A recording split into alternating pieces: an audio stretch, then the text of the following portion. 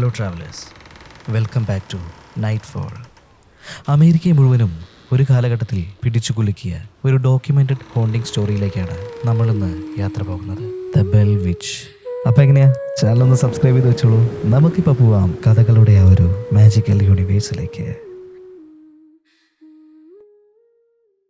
1804 John bell അദ്ദേഹത്തിൻ്റെ കുടുംബവുമൊത്ത് ഡെന്നീസിലെ Adams എന്ന ഗ്രാമത്തിൽ 1000 ഏക്കർ കൃഷിസ്ഥലം വാങ്ങി അവിടെ ഒരു വലിയ വീട് വെച്ച് താമസം തുടങ്ങുന്നു. അവരവിടെ പുകയിലയും ചോളവും മറ്റും കൃഷി ചെയ്തു വന്നു. കാര്യങ്ങളെല്ലാം വളരെ നന്നായി തന്നെ പോയിക്കൊണ്ടിരിക്കുകയായിരുന്നു. എന്നാൽ ആ രാത്രിയിൽ ജോൺ തൻ്റെ മൂത്ത മകനുമൊത്ത് അവരുടെ പ്രോപ്പർട്ടിയിലൂടെ ഒരു വേട്ടയ്ക്കായി നടക്കുകയായിരുന്നു. അപ്പോഴാണ് അവരത് കാണുന്നത്. അവരുടെ ചോളപ്പാടത്തിനരികിലായി സാമാന്യം വലുപ്പമുള്ള ഒരു ജീവി ഇരിക്കുന്നു.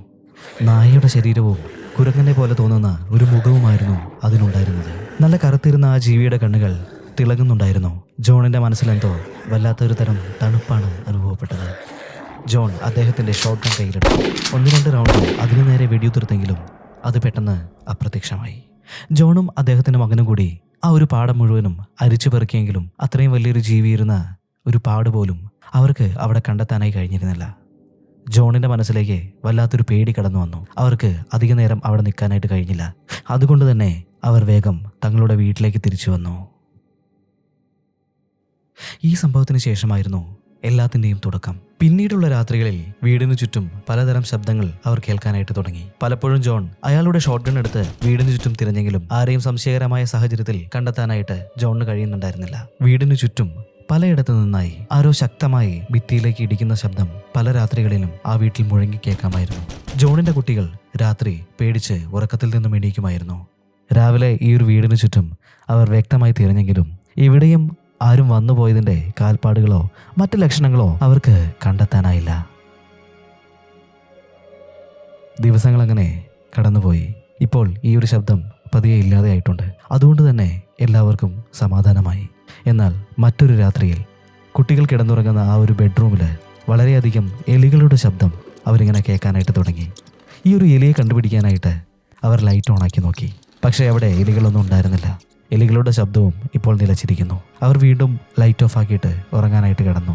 എന്നാൽ ലൈറ്റ് ഓഫ് ആക്കിയ അതേ സമയത്ത് തന്നെ വീണ്ടും എലികളുടെ ശബ്ദം അവിടെ കൂടിക്കൂടി വന്നു. കുട്ടികൾക്ക് വീണ്ടും ഭയമായി. അവർ ജോണിനെയും ഭാര്യ ലൂസിയെയും വിളിച്ചു വരുത്തി. അവർക്കും സമാനമായ ഈ ഒരു അനുഭവം ഉണ്ടായി. അന്നങ്ങനെ കുട്ടികളെ അടുത്തിരുത്തി ലൈറ്റ് ഓണാക്കി വെച്ചിട്ട് തന്നെയാണ് അവരൊരു വിധത്തിൽ കുട്ടികളെ ഉറക്കിയത്. പിന്നീടുള്ള ദിവസങ്ങളിൽ കാര്യങ്ങൾ കൂടുതൽ വഷളാവുകയായിരുന്നു. വീടിൻ്റെ പലയിടത്തു നിന്നും ചെറിയ ചെറിയ വിസ്പറിംഗ് സൗണ്ടുകൾ അവർ കേൾക്കാനായിട്ട് തുടങ്ങി. ഇതിങ്ങനെ കൂടിക്കൂടി വരികയായിരുന്നു. ഒരു ദിവസം ജോൺ ബെല്ലിൻ്റെ ഇളയ മകളായ ബെറ്റ്സി ബെല്ലിൻ്റെ അലർച്ച കേട്ടിട്ടാണ് അവർ അവളുടെ റൂമിലേക്ക് ഓടിയെത്തിയത്. അവർ ആ കാഴ്ച കണ്ടിട്ട് തരിച്ചു നിന്നുപോയി. ബെറ്റ്സിയുടെ മുടിയിൽ ആരോ കുത്തിപ്പിടിച്ച് ആകാശത്തേക്ക് എറിയുന്നു. ഇവർ വന്നതും അവൾ താഴേക്ക് വീഴുകയാണ്. പിന്നീടുള്ള ദിവസങ്ങളിൽ ഇത് വീണ്ടും ആവർത്തിച്ചുകൊണ്ടേയിരുന്നു. ജോണിൻ്റെ ഭാര്യയായ ലൂസി ബെല്ലിനും ഇതേ അനുഭവമുണ്ടായി. പേടിച്ചുപോയ ബെൽ കുടുംബം അവരുടെ ഫാമിലി ഫ്രണ്ടായ ജെയിംസ് ജോൺസ്റ്റനെയും അയാളുടെ കുടുംബത്തെയും കാര്യമറിയിച്ചു. അവർ ആ വീട്ടിൽ ഒരു ദിവസം രാത്രി താമസിച്ച് കാര്യങ്ങളെല്ലാം നേരിൽ കണ്ട് ബോധ്യപ്പെടാമെന്ന് സമ്മതിച്ചു. അങ്ങനെ ഈ ഒരു സംഭവങ്ങൾ നേരിട്ട് കാണാനായിട്ട് അവർ ബെൽ ഹൗസിലേക്ക് വരികയാണ്. അർദ്ധരാത്രി ആയപ്പോൾ ഈ ഒരു സംഭവങ്ങളെല്ലാം അവർ നേരിട്ട് തന്നെ കണ്ടു. ആ ഒരു രാത്രി തന്നെ അവർ അവിടെ നിന്നും ഓടി രക്ഷപ്പെടുകയായിരുന്നു. പിന്നീട് മറ്റു പലരും അവിടെ വന്ന് താമസിച്ചിട്ടുണ്ട്. അവരെല്ലാം ഈ ഒരു അനുഭവം നേരിട്ട് കണ്ടിട്ടുണ്ട്. കാലങ്ങളങ്ങനെ ഒരുപാട് കടന്നുപോയി. ഇപ്പോൾ ആ വിസ്പറിംഗ് സൗണ്ട് അവരോട് സംസാരിക്കാനായിട്ട് തുടങ്ങി. ബെൽ ഫാമിലിയുടെ അന്ത്യം കാണാതെ ഇത് അവസാനിപ്പിക്കില്ല എന്നായിരുന്നു ആ ഒരു അശരീരി. 1820 ഡിസംബർ 20 ജോൺ ബെല്ലിൻ്റെ അസുഖം മൂർച്ഛിച്ചു. അയാൾ അങ്ങനെ മരണത്തിന് കീഴടങ്ങി.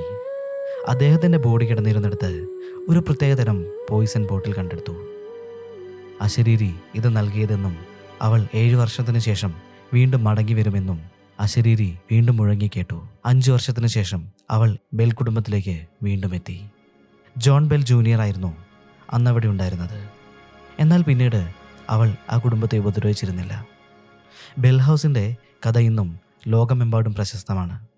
ബെൽ ഹൗസ് ഇന്നും നമുക്ക് കാണാം. ഒരുപാട് ആളുകൾ ഇവിടം സന്ദർശിക്കാനായിട്ട് എത്തുന്നുണ്ട്. എന്തുകൊണ്ടായിരിക്കും ജോൺ ബെല്ലിൻ്റെ ഫാമിലിക്ക് ഇങ്ങനെയുള്ള അനുഭവങ്ങളൊക്കെ നേരിടേണ്ടി വന്നിട്ടുള്ളത്? എന്തായാലും നൈറ്റ് ഫോൾ എന്ന നമ്മുടെ ഈ ഒരു കപ്പൽ മിസ്റ്റീരിയസ് സ്റ്റോറികളുടെ അടിവാരം തേടി ഇനിയും ഒരുപാട് യാത്രകൾ നടത്തും. അപ്പോൾ എങ്ങനെയാ, നിങ്ങളും കട്ടയ്ക്ക് കൂടെ ഉണ്ടാവില്ലേ? അടുത്തൊരു യാത്രയിൽ കാണുന്നത് വരെ ബൈ ബൈ.